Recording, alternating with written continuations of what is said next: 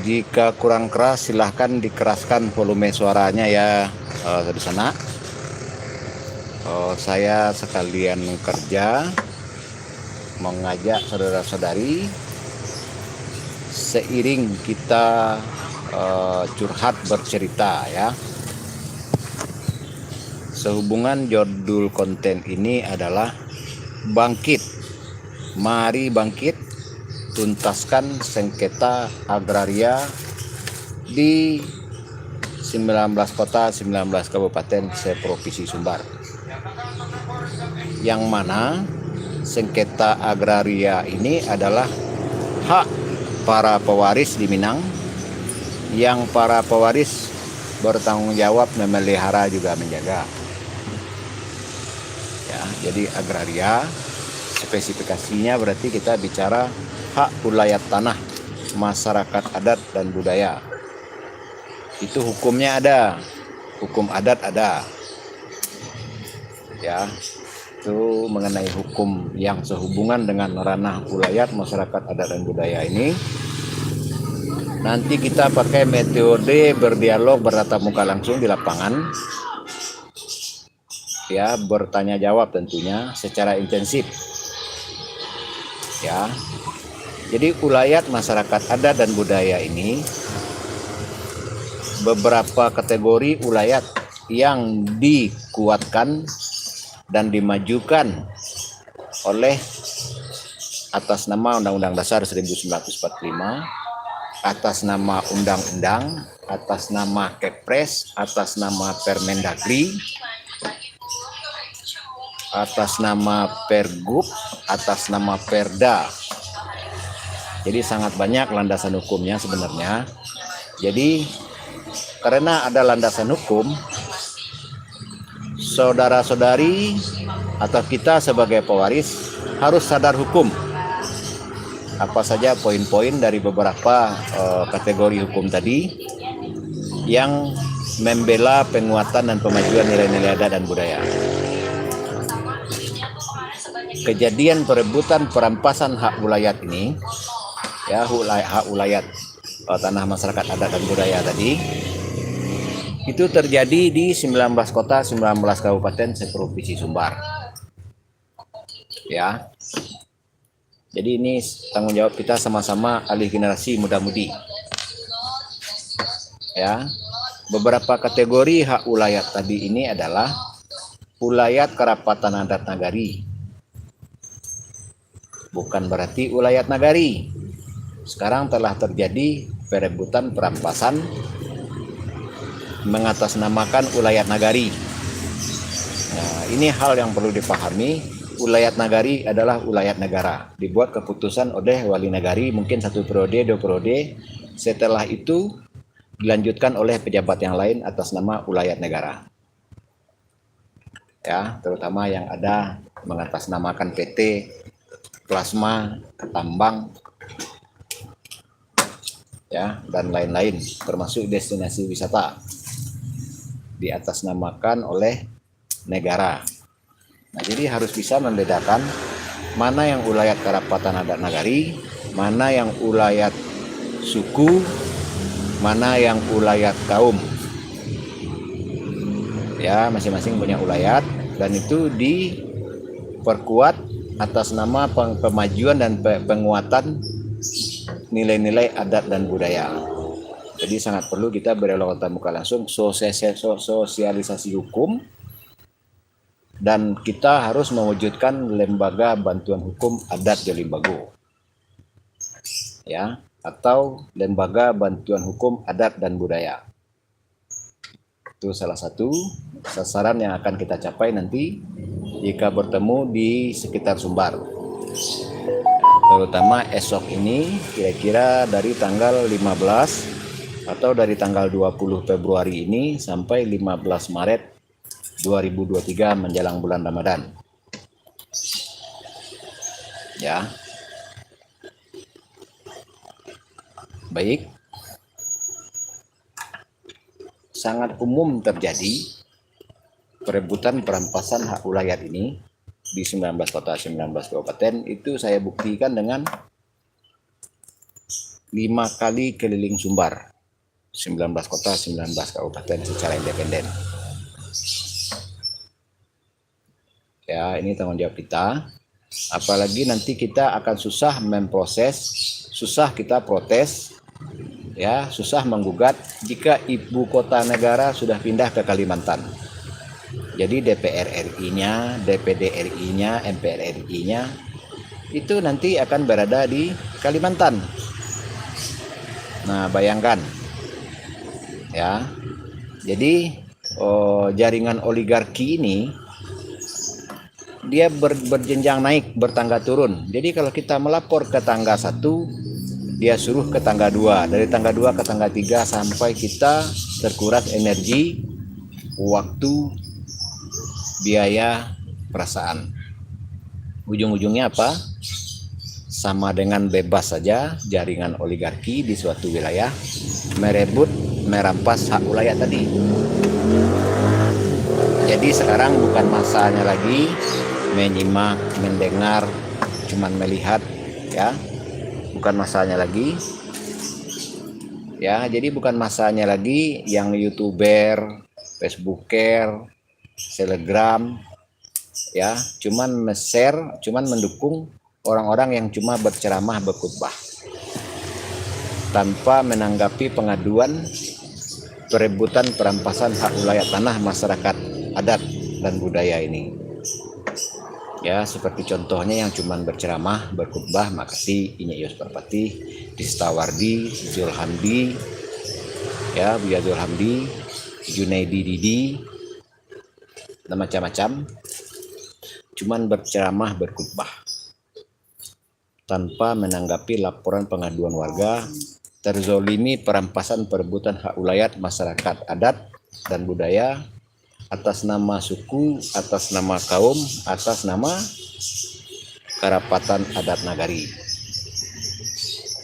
Jadi saat ini rata-rata posisi Karapatan Adat Nagari tidak independen, tidak berdikari, tidak berdiri sendiri, ya, justru malah menjadi kendaraan oleh wali nagari, oleh BAMUS, oleh Badan Pertanahan Nasional, ya, melegalkan segala sesuatu yang tidak berdasarkan ranji, tidak berdasarkan batas wilayah 4 penjuru, wilayah tanah yang direbut dan dirampas. Jadi TNI Polri pengadilan dia berpatokan kepada sertifikat.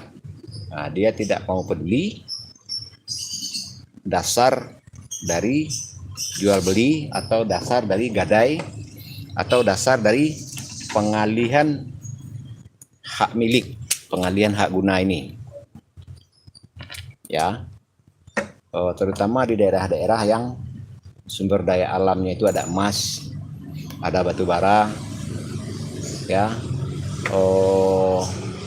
ada sumber daya alamnya itu tanah timbunan, batu, split, itu selama ini dicaplok oleh wali nagari atas nama negara. Nah, sementara SDM Karapatan Adat Nagari berikut seluruh anggota, ya, itu tidak memenuhi standar SOP, ya, tidak memenuhi standarisasi, tidak memenuhi proporsional bagaimana seharusnya mengemban amanah. Nah, jadi ini himbauan buat muda-mudi, khususnya kita pewaris yang bertanggung jawab menjaga dan memelihara, umumnya kepada orang-orang yang ada di Karapatan, kelembagaan, ya, instansi, ya, himbauan. Jadi mari kita buka jalur komunikasi, berdialog bertatap muka langsung di lapangan, ya. Hubungi nomor WA yang ada di channel YouTube ini, ya. Channel YouTube ini data informasi transparan, nomor HP, di mana saya tinggal, apa-apa kegiatan saya sebelumnya, terutama kegiatan keliling Sumbar tahap 1, 2, 3, 4, 5. Ya, jadi tiap tahun keliling Sumbar. Sekali keliling Sumbar membutuhkan waktu 3 bulan secara independen. Ya, silahkan dilihat tanggal kontennya. Ya, silahkan di subscribe, di like, ya, dibagikan apapun konten di channel YouTube ini yang saudara-saudari rasa demi kepentingan kita bersama atau ada nilai kebaikannya, ya, supaya saudara-saudari bisa mengikuti perjalanan nantinya keliling Sumbar tahap 6 15 atau 20 Februari bulan ini sampai 15 Maret atau sebelum bulan puasa, akan berposisi channel ini di sekitar 19 kota, 19 kabupaten seprovinsi Sumbar, mungkin melewati daerah atau wilayah saudara-saudari masing-masing. Jadi itu baru di hal ulayat tanah, perebutan perampasan, ya, kekuatan ekonomi kita dilemahkan. Sekalian kita duduk berdialog bertatap muka langsung membahas sejarah, sejarah Minangkabau secara umumnya, sejarah Sumbar, sejarah awal mulanya berdiri kenegarian masing-masing, sejarah apa sangkutan jalur estafet antar Korong di Kampuang. Ya, terima kasih saudara-saudari nge-like, terima kasih saudara-saudari menyimak ulang. Jika saat ini dalam keadaan sibuk, silahkan ditinggalkan komentar atau silahkan langsung dihubungi 0821 7904 5777 untuk kita berkomunikasi via WA atau HP biasa. Jadi nomornya sama. Jadi kita sudah waktunya berkoordinasi, terutama dalam keliling roadshow tahap 6 nanti sesuai tanggal yang disebutkan. Kita bangun jaringan, kita bangun kekuatan komunikasi, kita bangun kekuatan orang-orang baik yang sama-sama ingin benar, mendirikan kebenaran, menegakkan kebenaran. Mari kita berkoordinasi, ya. Ini demi kita melestarikan amal jariah leluhur, supaya seperti masjid, seperti musola tidak asal saja dirubuhkan, seperti cagar budaya tidak asal saja dirubuhkan, ya. Berikut kita harus peduli biaya perawatan dan harus bertanggung jawab memelihara juga menjaga kelangsungan amal jariah ini supaya mengalir, terutama bagi kita yang saat ini yang menjaga dan memelihara. Kita harus ada kekuatan ekonomi di dalamnya, harus ada kekuatan hukumnya, ya, harus ada manajemen tata kelolanya, ya, supaya hukum tata pemerintahan, lawyer hukum tata pemerintahan tidak seenaknya saja menzolimi ranah hukum adat atau ranah budaya, ya. Disebutkan di atas tadi sangat banyak Undang-Undang Dasar 1945-nya, Kepres, Kemendagri, undang-undang, Perda, Pergub, yang semua intinya adalah untuk pemajuan dan penguatan nilai-nilai adat dan budaya, ya. Alangkah lama nasi ucap ini. Mungkin dia mandi dulu, belum selesai. Nah, jadi itu ya. Jadi nanti saya akan persiapkan berkas-berkas yang akan ditinggalkan ke lembaga kerapatan adat Elkam kota kabupaten masing-masing, ya, di DPMN masing-masing kota kabupaten, ya, di kantor Wali Nagari, di kantor Kerapatan Adat Nagari. Akan saya tinggalkan berkas-berkas dasar saya, rekomendasi saya mengajak saudara-saudari berdialog bertatap muka langsung dari unsur Kerapatan Adat Nagari, seluruh anggota, ya, seluruh wali nagari yang ingin paham ranah nenek mama, ranah ulayat adat dan budaya, juga ke tata usaha DPRD masing-masing 19 kota 19 kabupaten. Saya tinggalkan berkas, tapi baiknya kita berdialog bertatap muka langsung. Jadi berkas yang saya bawa tidak cuma ke satu tempat nanti sampainya, tetapi saudara-saudari bantu copy, ya. Jadi seluruh yang hadir bisa menyaksikan, bisa mempelajari secara cepat untuk ditindaklanjuti apa itu poin-poin 83 Kerapatan Adat Nagari di asal 19 kota 19 kabupaten itu, beliau mengakui secara tertulis berstempel basah 5 poin.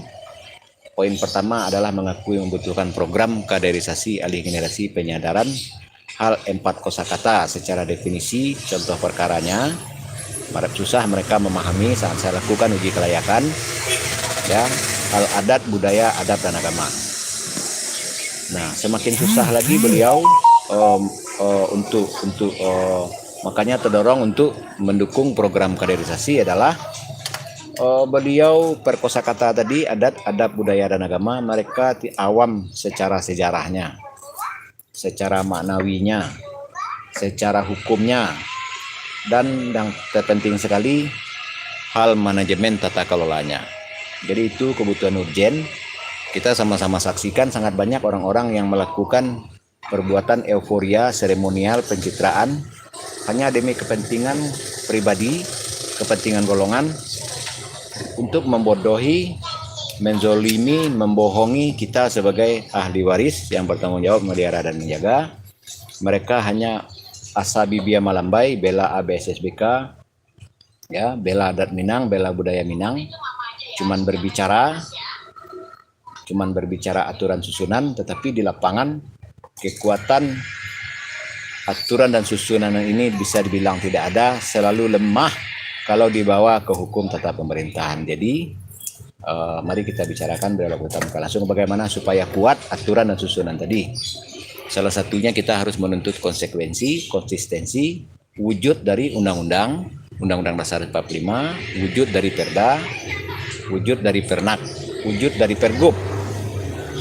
Nah ya, jadi kalau ada pelanggaran, ada korupsi, ada pencaplokan, perebutan perampasan, ada pengalihan hak guna, ada pengalihan hak milik, ya kita bisa tindak lanjuti dengan lembaga bantuan hak hukum adat di Lembago tadi, atau lembaga bantuan hukum adat dan budaya. Nah, jadi kita ini harus memaksa Kesbangpol di Menkumham untuk melegalkan lembaga bantuan hukum ini. Jika mereka tidak mau melegalkan berarti dihilangkan istilah hukum adat. Berarti harus dihilangkan undang-undang dasar 1945, undang-undang, perda, pergub, perbub, pernak yang beralasan untuk pemajuan dan penguatan nilai-nilai adat dan budaya. Berarti cuma sebatas retorika. Berarti kesimpulannya mungkin kita harus mensertifikasi wilayah tanah kita masing-masing ke depannya. Jika memang kita cuma memakai hukum tata pemerintahan, jika cuma memakai hukum agraria. Jadi cukup sekian, terima kasih. Tolong saudara-saudari bagikan, ya. Nanti kita bahas sejarah, apa itu Minangkabau, apa itu Pagaruyung, apa-apa berkas-berkas Ranji, Tambo, ya, yang saya miliki. Dipersilahkan saudara-saudari nanti di lapangan untuk mengkopi sendiri. Karena kalau barang sudah jadi, saya juga bukan orang kaya, ya. Dan mohon bantuannya saudara-saudari dalam bentuk doa, dalam bentuk menyediakan waktu, dalam bentuk dana, karena saya berjalan memakai biaya operasional untuk mendatangi saudara-saudara masing-masing. Juga berdialog beratap muka langsung itu membutuhkan rokok, membutuhkan kopi, dan meninggalkan urusan pribadi masing-masing. Nah ya, jadi mari kita galang koordinasi, tanggung jawab kita bersama atas apa-apa yang timbul di kemudian hari. Baik, cukup sekian, terima kasih. Sampai jumpa di Sumbar pada Roadshow tahap 6 sesuai tanggal yang disebutkan di atas tadi. Baik, cukup sekian, terima kasih. Mohon dibantu subscribe, like, copy, paste, share-nya, ya. 082179045777.